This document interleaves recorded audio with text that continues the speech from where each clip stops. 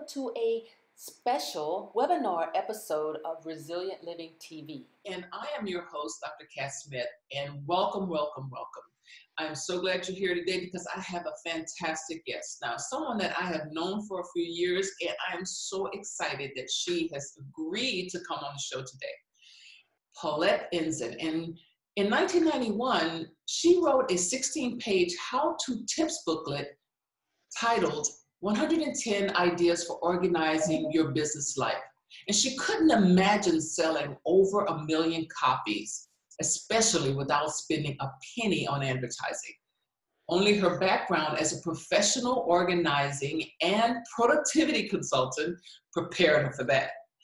But by the way, her original degree was in teaching stringed instruments in public elementary schools for dozens of years, okay? So her resilient attitude is what brought her today and what also supported her results. She's the founder and chief visionary of Tips Products International at tipsproducts.com. Tips first and product development second.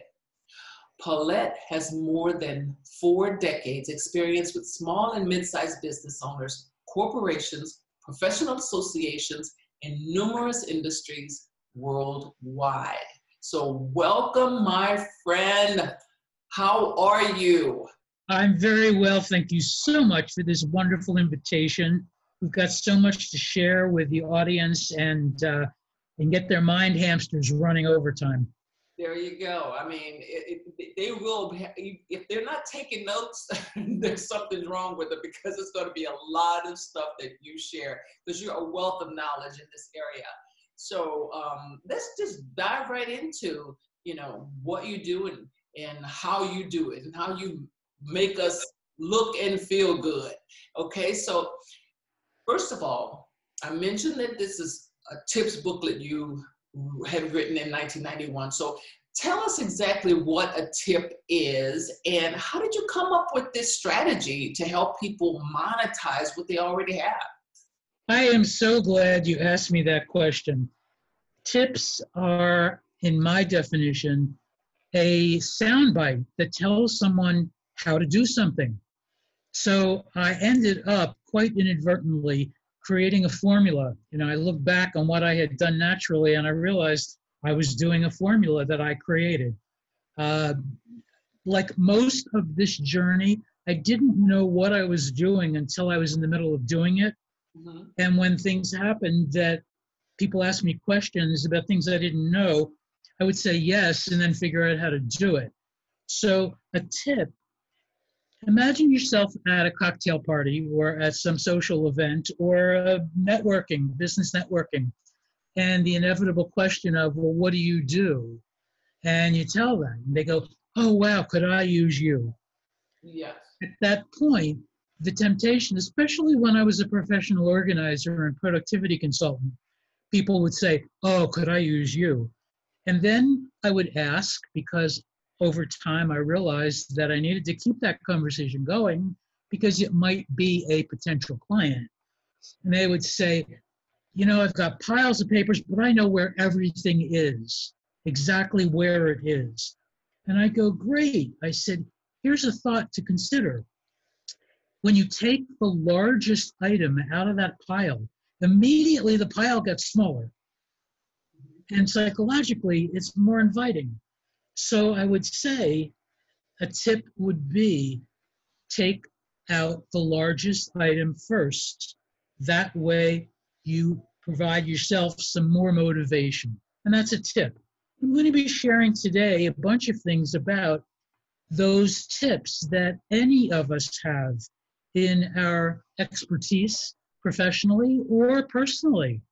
I've had quite a few people create tips products out of an experience they had. For instance, I've got a wonderful client who was a live organ donor for her mom, and she wanted to tell the story.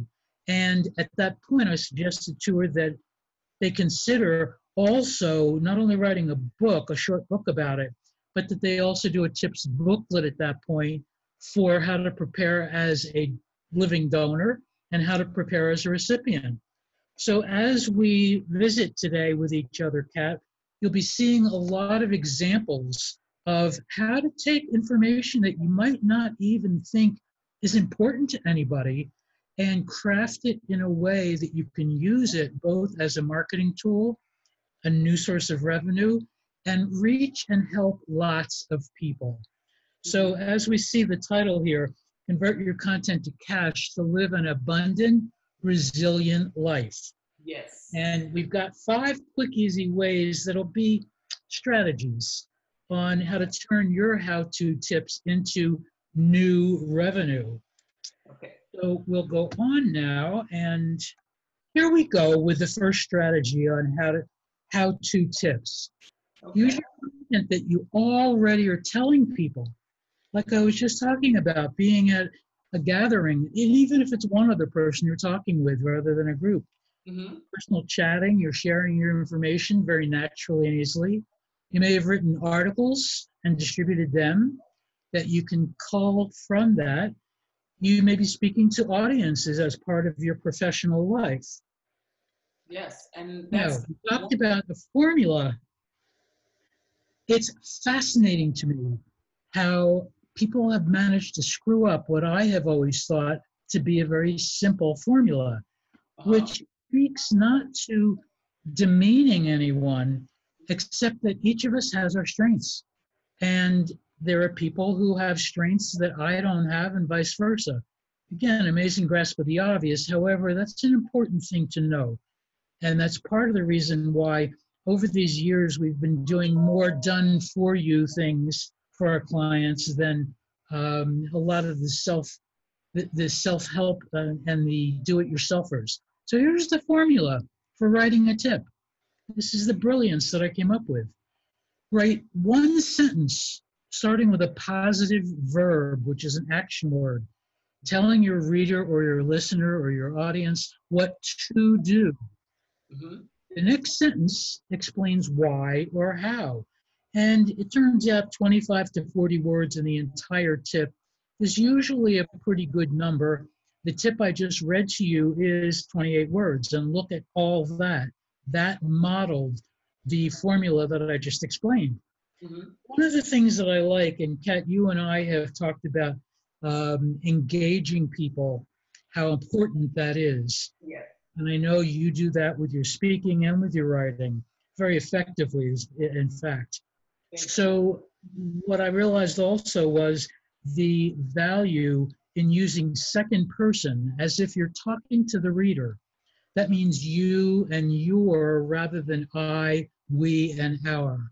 Exactly. And I know that there's different philosophies about that, but somehow when I was reading things of other people's and they were writing it in first person, there's a place for that. I don't feel that way about sharing new information with people that they may be struggling to learn about or find it to be incredibly useful to solve a problem they've had. Now, when I was a professional organizer, which is where all of my information came from for the tips booklet that started all this. Yes. The first tip in my booklet, and I think some of our folks will be able to identify with this very easily. I'm not going to point any fingers at anybody, I promise. I won't out anybody. But here's the sample tip that relates to what I was just talking about with organizing. Use a spiral notebook to capture random ideas, to-do lists, and phone conversation notes. Now there's the first sentence, telling the reader what to do. The notebook creates reliability and is far superior to the back of an envelope. How many of us? Or a napkin. That's with the paper, right? Yeah. And that was 28 words of simple, valuable, direct content. Amazing. That has literally been a lifesaver for people because they know they can go back to that spiral notebook reliably and get important information. So the value of the tips, here's something that I noticed early on dealing with clients, and Kat, you're guilty of this too in a good way. The smartest people that I've dealt with have had the most difficult time writing less because we are so full of all good information. We want to give value. Yes. We want to give the most we possibly can. Well, here's the deal. Starting as basic as you possibly can. Think back when you first started in the journey of your own expertise. Mm-hmm. It's going to serve either new information, Yeah. it's going to be a reminder of forgotten knowledge that you just haven't used in a while, so it went someplace else in your brain, or confirmation that the person that is receiving this new information, they know what the experts know. Any one of those three is valuable. And on a business perspective, because you're starting off very basic, that gives lots of leeway for growth, for advanced information in the way of products and information. So you have people who are able to digest at the earliest, most basic level. They have confidence that they can trust you and that you're not going to throw them an avalanche of too much too soon, and that they want to know what else you got. I mean, imagine, and I'll go into your area a little bit here. Imagine the very first date you ever have with your significant other, and each of you gives a complete dump of your entire life on that first date. Yeah. Too much too soon. Exactly. Totally TMI, too much information. Yeah, So it's simple. And this, yeah, right? Can you imagine that? Well, let's see. This is what I did, and this is who I did it with, and this is how many. Yeah, right. We don't need to go there. But it's an easy example to relate to about the lack of value in giving too much too soon. Yes. And that's the point I want to really reinforce. And by the way, yeah, we do chuckle along the way with this because sometimes it triggers memories. Other times it's like, oh, yeah, I didn't ever realize why that made sense. I just knew it did make sense. Yeah, kind of those aha moments, right? Yeah, exactly. Mm-hmm. So here's the second strategy. You were talking about what to do with the information, and this is the beginning of that, because you can have the best tips in the world, but if you don't really have any thoughts about then what, Yeah. there you go. You know, you can have just all kinds of wonderful things that many of us have on our computer. Most of us have millions of dollars on our computer. I know I do. I know I I mean, how many books I've written, and I do my show. I write articles. God, yeah, I've got to. Yeah. Look. And then it's a question of exactly what I was saying, of having so much, you get overloaded and overwhelmed and not sure where to start. Mm-hmm. The starting point is at the most basic level of things you've already said or done. Mm-hmm. So you can actually license, you can rent out your information before you ever create it into a product.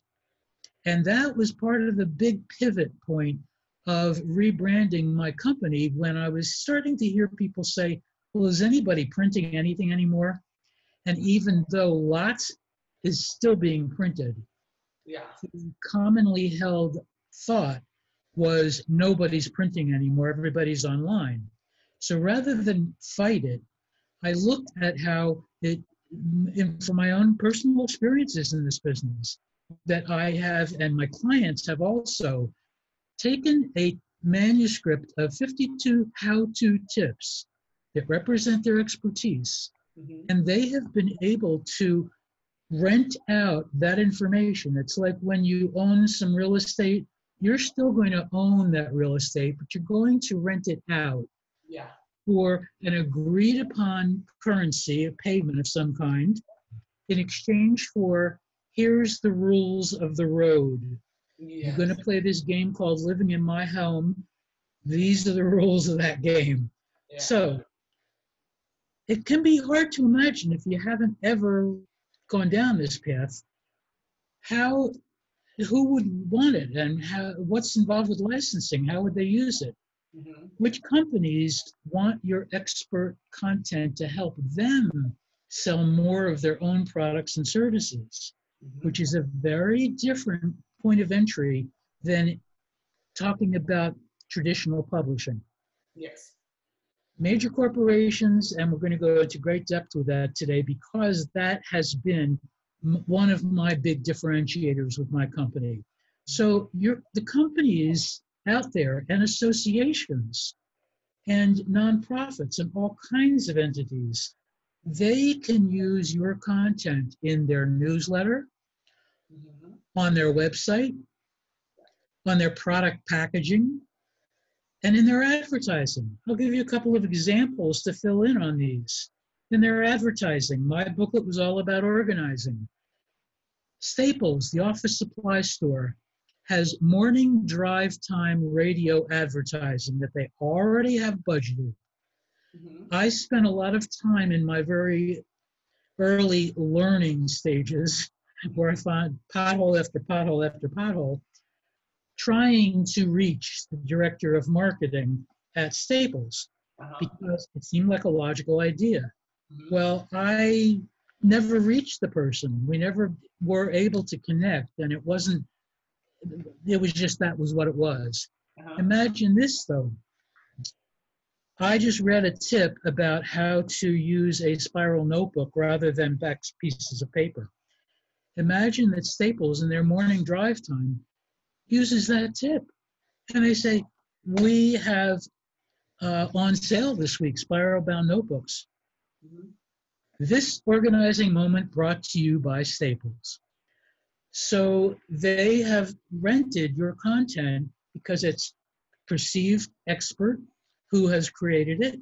It's a package with a bow tied on the top for them. None of their salaried people have to research and hope they got the best ideas out. So Mm-hmm. things like that. On product packaging, it can be on the side or the surface.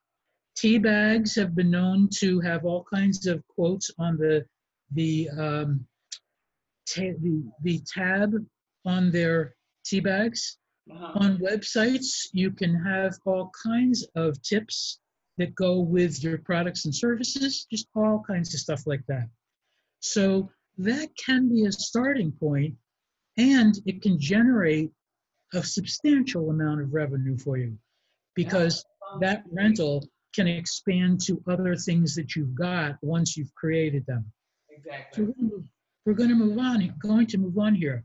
Strategy 3, various delivery methods. Well, we started off with a Word document that I have known and have been a person who has made 5 and 6 digits of money based on a licensing deal. Mm-hmm. And other people have too. So now you're going, gee, that decision maker at that company said, we got a lot of people here who are commuting, they're traveling. To make really good use of that time, wouldn't it be great if you had that content in audio so they could put their earplugs in, their earbuds in, not plugs, their buds in, and be able to learn and listen while they're traveling, whether they are jogging, I think that's what it's called, or being, at the gym, or they are on a plane or in a car, that they can make use of that time.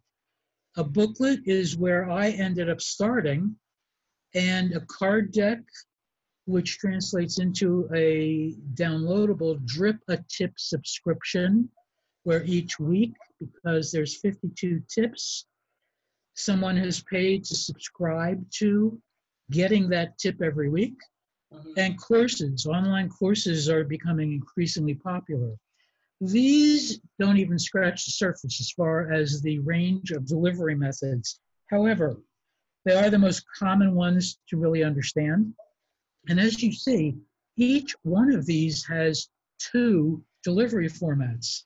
One that is tangible, Uh-huh. produced, costs money to do, that the client is paying for. And the other is digital, downloadable from online. So even the short-term courses, You may be somebody who goes into companies and presents live. Conversely, there's lots and lots of platforms that are showing up every day for selling courses online. Exactly. Mm-hmm. The easiest thing to do is whatever it is that appeals to you, do, and to stick with it until it's done. Some of us on this webinar today, whether you're a listener or you're a presenter or a partner in crime, have so many ideas that the challenge can be, where do I start? Start with what is the shiniest thing to you, where you have so much enthusiasm, you can just jump into it and really get it done. Yeah. And this is the kind of stuff that we find when there are people who have difficulty focusing. We've been able to effectively guide them. Not every single person, because not everybody wants to stay with one product and then move on. They want to have 6 balls in the air that they're juggling at once, Mm-hmm. and that's fine. So either way, it's intended for you to have this information to help you market and to reach more people to help them and create new revenue streams. Yes. So, Kat, you've probably heard, and I know I've heard many times, that I'm talking with a decision maker, especially with nonprofits, and they're delightful and they are dedicated to their mission. And we start talking about how we can create some information products to help them more as far as getting out there and helping more folks. Yeah. I have found, and maybe you have too, that a very typical scenario is, we have no money. Hello, my name is, in that order. Mm-hmm. That we have no money is the mindset. And then they go into, oh yeah, we're talking person to person here. And the fact of the matter is that they do not have to have money in their own operating budget to accomplish what I'm talking about here today with you.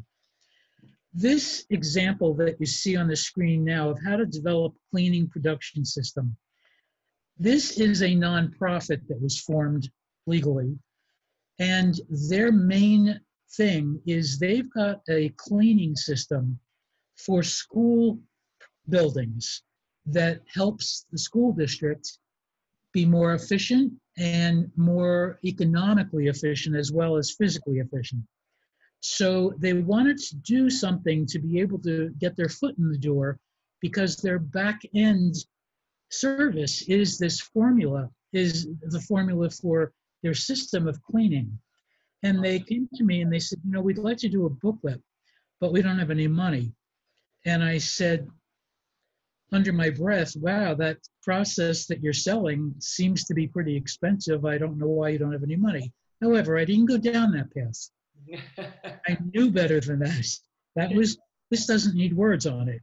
What I did have words on was, I understand, which merely acknowledged that I heard them. It didn't mean I agreed with them. And then I asked them some questions. I said, do you have any people in your circle that are either vendors or in some way supportive of or appropriately connected to what your system is about? And they said, oh yeah, we have equipment vendors.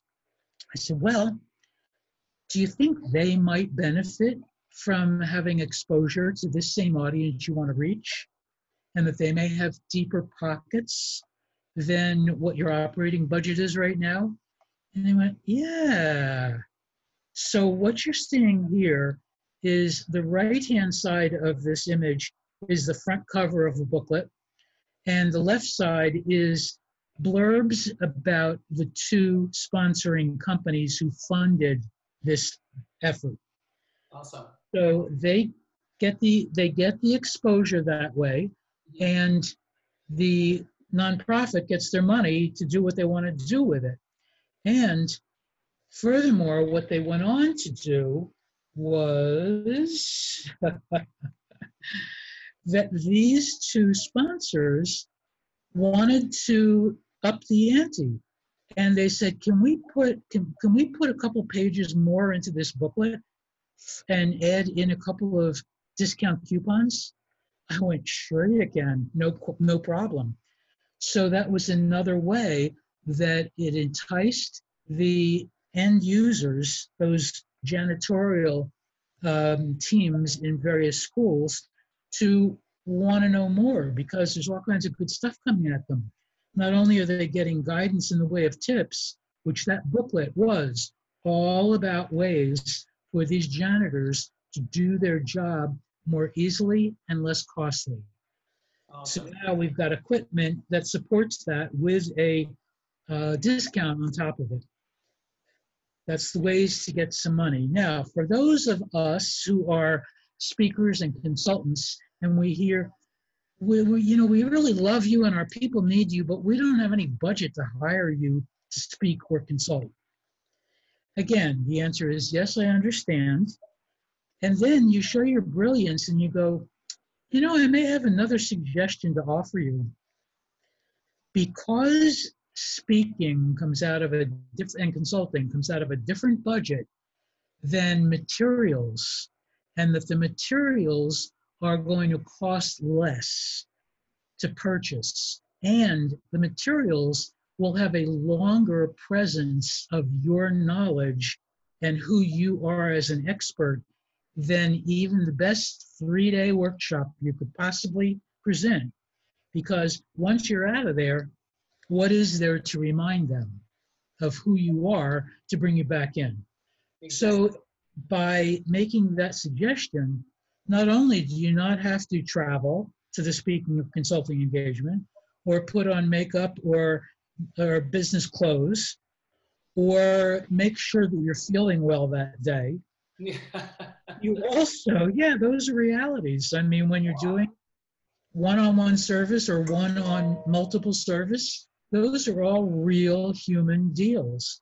Exactly. And it's, who knows? If someone may share that booklet and, someone sees that and said, oh, then you get booked by someone else. So it's like a calling card as well.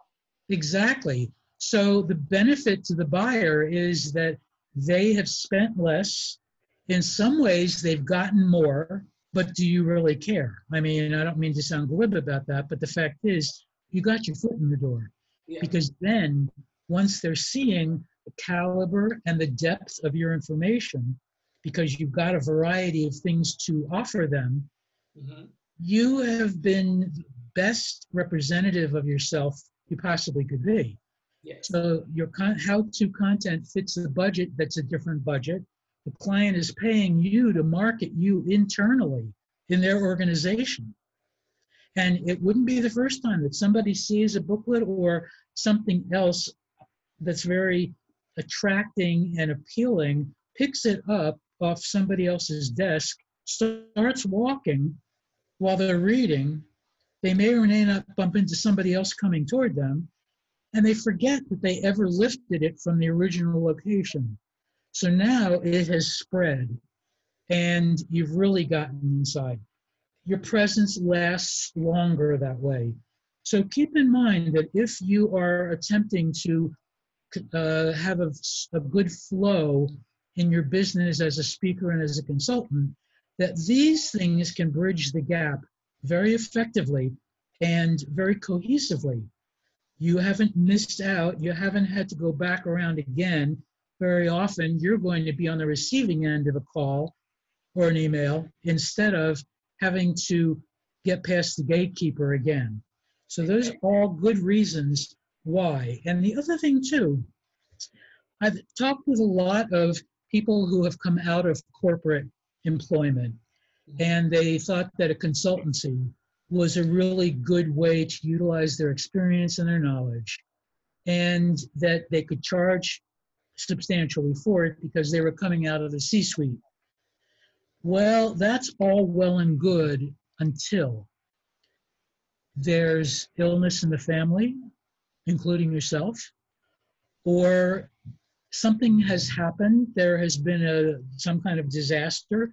The weather decided that it was going to throw a tornado at some parts of the world. Yes. Point being, that stops your income when you cannot show up for Exactly. whatever reason. You're either scrambling to have someone fill that space for you if you got sick, lost your voice, whatever, had a family emergency, That's or right. yeah, there are lots of things could happen. Yeah. Exactly. So not only is this a good safety net, but you may find that the idea of being location independent and schedule independent is more appealing to you. And you may shift the balance of what comprises your professional life at this point. I've seen a bunch of people do that because they said flying is no joy. Driving is not exactly a piece of cake because I can't get anything done that way either. And there's days I just don't feel like getting out of bed.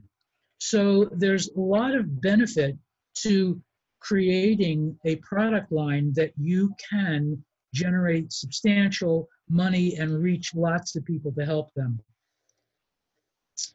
So moving forward, here's a concept on the heels of what I was just saying about an alternative way to generate revenue. What about recurring revenue in the form of continuity program? Now, a continuity program is from the word continue and recurring, so it continues over and over again.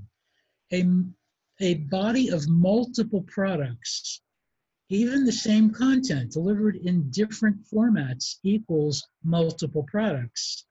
That is the potential for a year-long campaign at a corporation where they will offer a different one of your products each month or each quarter or whatever appeals to their budget, their promotional campaigns, and it ends up being recurring revenue for you, and you made the life of that decision maker incredibly easier because you are a reliable source of good information who delivers on time at prices that work. So there's tons of benefits for you and for any of your buyers to create a product line. And this is an example of a product sheet where this person had a booklet and an audio. And that was pretty basic as far as product line was concerned. I encouraged her to go beyond that, and she wasn't quite ready to do that yet. So I knew that I was not in the mood to fight any battles. And I said, when and if you're ready, I'm happy to help you work on that. The products that you've got, and I know, Kat, you and I talked about this a while back, about dividing single products for more products. Yes. And what that means is it better to have 4 20-minute audio interviews or 1 80-minute? And the fact is that the way any of us is wired and the way life can be, sitting down or focusing on something for 80 minutes is not always a possibility. And the attention span, no matter what our age, various personality styles have different levels of attention span. So less is more. It's easier to digest in small segments, and it can be all the same format or it can be varied. Now, there's a pile of CDs, and by the way, when you notice that your mind may be going to, is anybody actually using CDs anymore? My understanding from reading is that audio books have been the biggest growing segment of things that are sold information-wise. So yeah, they're not done yet. They're not done yet. They may be in certain segments, certain areas, not as popular. Be careful about drinking the Kool-Aid on that one, though.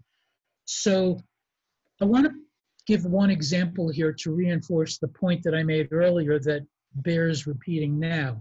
Because as I said, the more intelligent, the more experienced person, your tendency is to want to give too much too quick.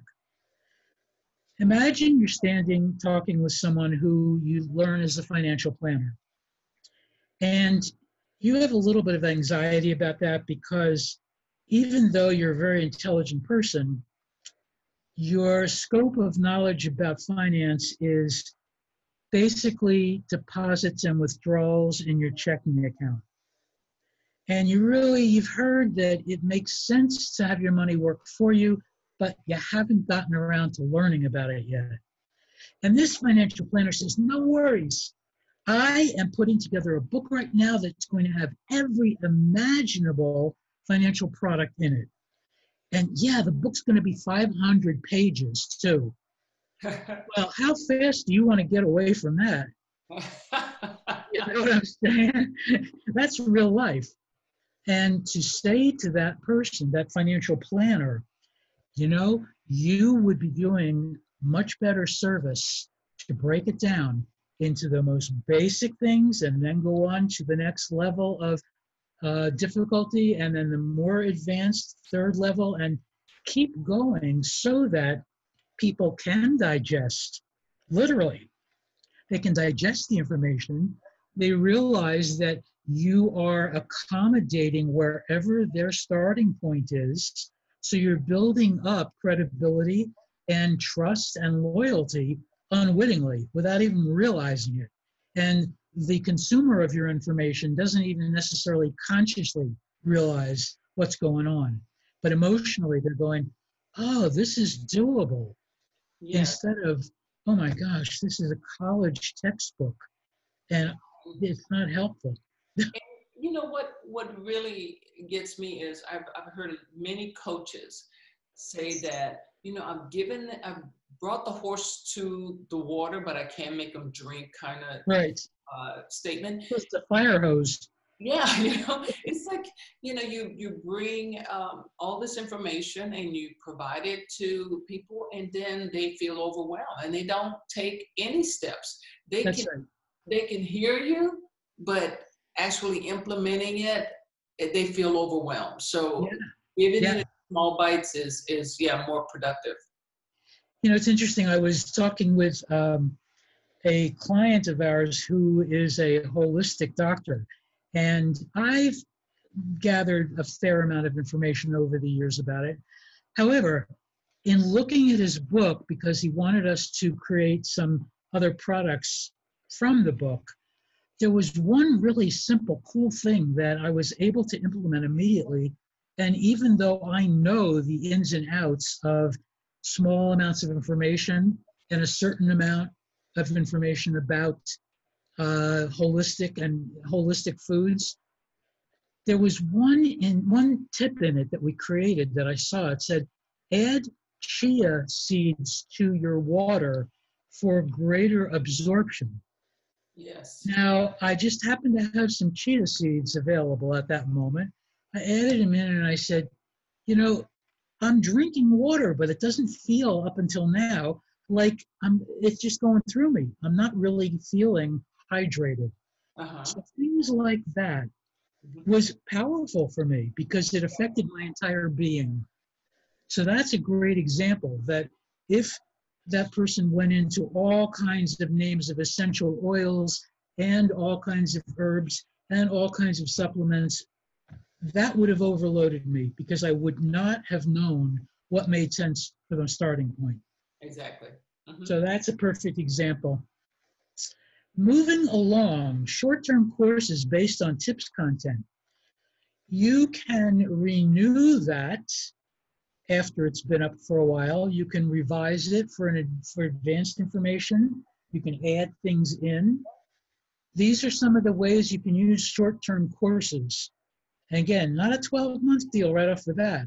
If you think you want to do a 12-month deal, break it out into either a month or 6 weeks so that people can feel they can really get into it instead of just skimming it.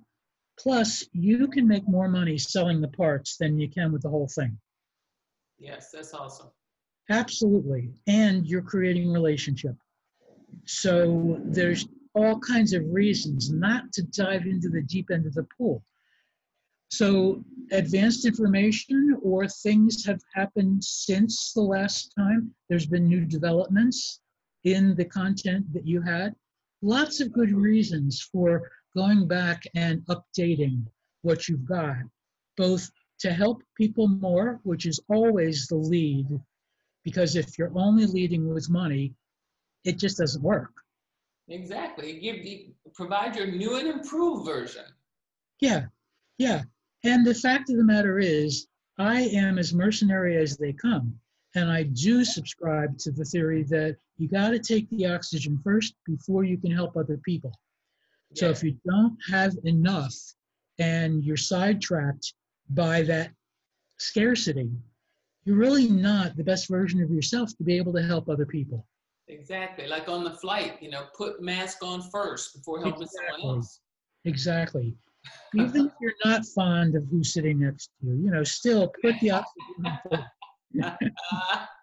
And with yeah, I am slightly irreverent, but to no one's harm.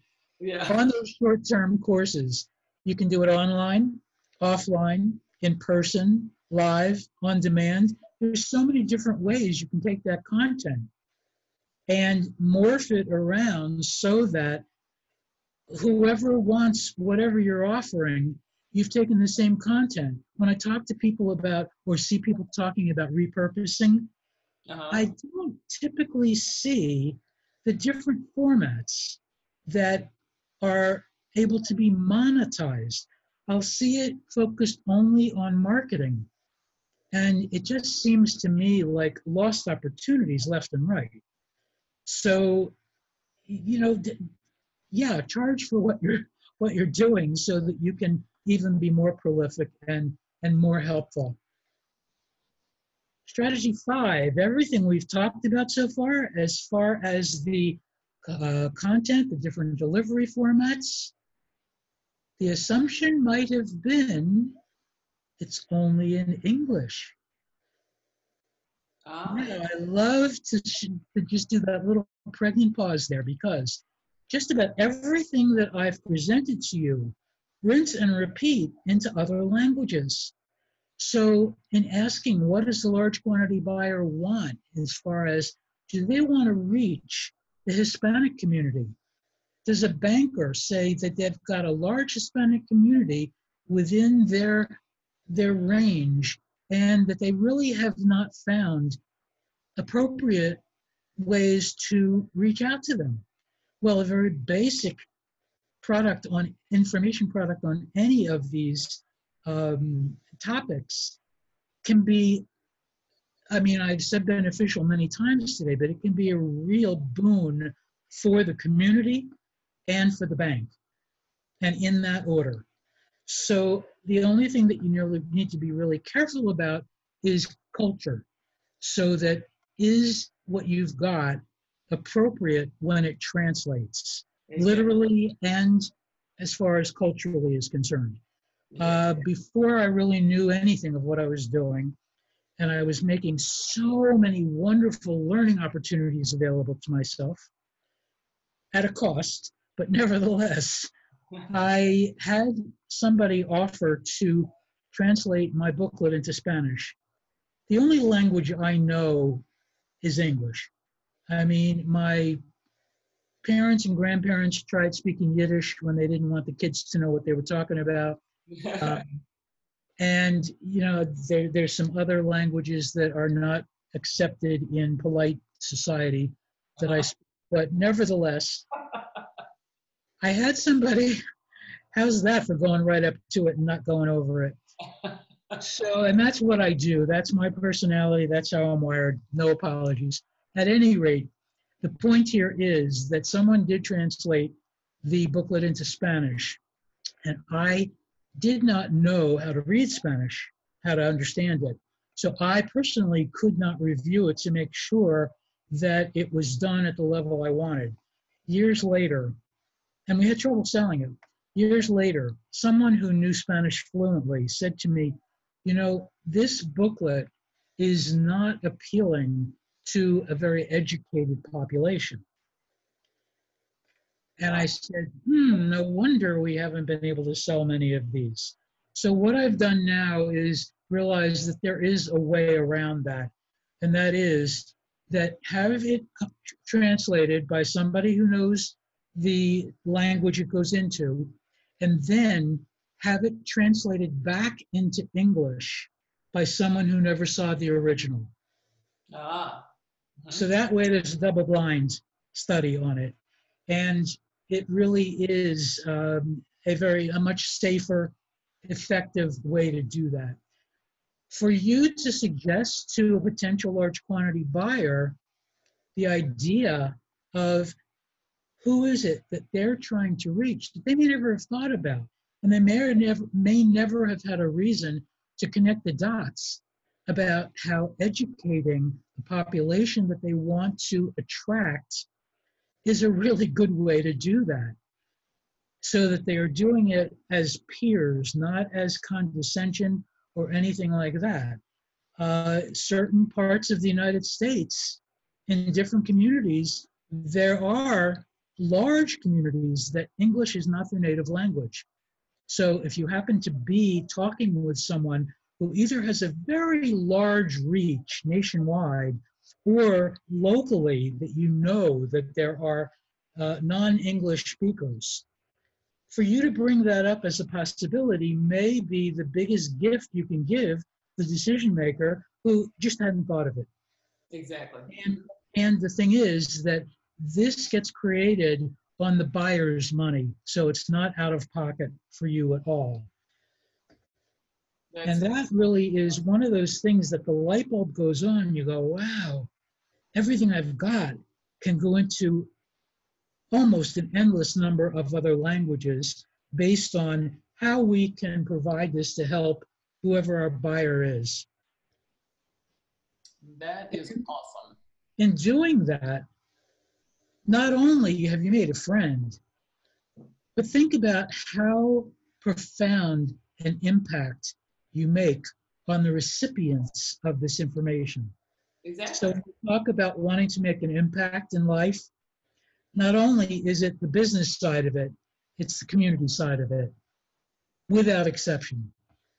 And as I mentioned, consider cultural sensitivities and do that double blind. Ask about cultural taboos straight out. You know, what are the things that this particular group, I'm sorry? So that you know that you're not insulting someone or, just being inappropriate. Exactly. And so that you can really inform the translator, because the translator may know the language but may not know the culture. Exactly. So to give them a red flag that if they come upon something that may be questionable, to be sure that we either change the tip or that we word it in such a way that it will be completely acceptable. And that's the kind of stuff that can make or break you. It's not a good joke at a cocktail party. You know, I really stepped in that and oh my gosh, no. So as a little bit of a review about the things that we've talked about today, about converting your content to cash to live an abundant and resilient life. Well, Kat, your leading word that is so important and that any of us who are still thriving have lived through being resilient or we wouldn't be here today. And our stories may be different. The outcome is some variation of the same thing. When I did my booklet, just as a quick aside, I didn't have two nickels to rub together. And things had changed in the economy, and I didn't know a thing about creating a tips booklet. However, something said to me, there's something here. And someone had shown me a tips booklet, and I very glibly said, as a former East Coaster, I could do one of those on organizing tips. And even though I didn't know how I was going to do it, I learned along the way what to do and what didn't make a whole lot of sense. So with all of that comes lots and lots of resilience and abundance, because the abundance is measured in a lot of different ways, not just money and not just stuff. Abundant thought process, abundant focus, abundant enthusiasm and passion, and a certain amount of persistence. So all those words do combine to helping you be resilient. I know that we've each had some challenges in our life, and in the middle of it was certainly anything but fun. And yet, here we are, truly thriving. And that's what I bring to anyone who is interested in knowing more about how to take what you already know and create a life for yourself that is abundant and that is resilient. And you can do that by creating that how-to tips manuscript, licensing it, the 52 tip content by itself, or in the various delivery methods, online and or offline, the recurring continuity, so you don't have to stress anymore. You know that for the year, you've got this coming in from that particular source, and other languages. Now, like anything else, because of our time today, this gives you an overview. And an overview is important to get the scope of things. And you ask yourself, well, what's next for choices? You can get this done quickly and easily on your own. I've had some people say to me, well, you know, I can write tips. And I go, yeah, I'm sure you can. And then what? What are you going to do with them? So one of the things that I created for anybody who does come to Tips Products International for our done-for-you services, there's an ebook that is called Convert Your Content to Cash, Tips to Take to the Bank. And there's lots and lots and lots of ways you can take your content and convert it into cash and goodwill. So when you go to tipsproducts.com, choose the starting point that's best for you. We have done some a la carte offers where you can go step by step, and there's also packages there so that we can go a little faster, a little further. Whatever works for you is where your starting point is. And I know, Kat, that you've got, I've got access to some handouts that you're going to let people know about so that they can expand their reach and bottom line and help more people. They can convert their content to cash. And the fact is, the world is waiting and ready for you to share what you know. So on that cheery note, is there anything specifically that you'd like me to go deeper with, or that I missed completely that you'd like me to address?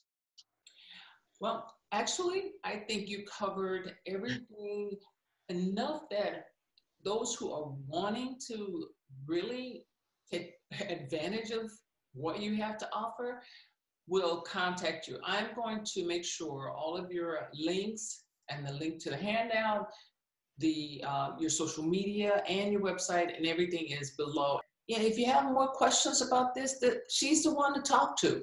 Definitely. The content that you have just sitting around, you can monetize. So I encourage you to take advantage of what she has to offer. Well, thank you so much for the opportunity to bring this information to even more people. I really appreciate the time you have taken to share all this wonderful information, and I'm going to make sure that all of your contact information is down below so that anybody can, and it'll be there. It'll be in the transcript. It'll be under the YouTube video. It'll be everywhere that you can access this video, this content. You will be able to find how to get in touch with Paulette, and I would suggest that you do just that. Paulette and her team look forward to traveling part of your journey with you and serving you. As she says in her own words, continue to defy getting old while getting older.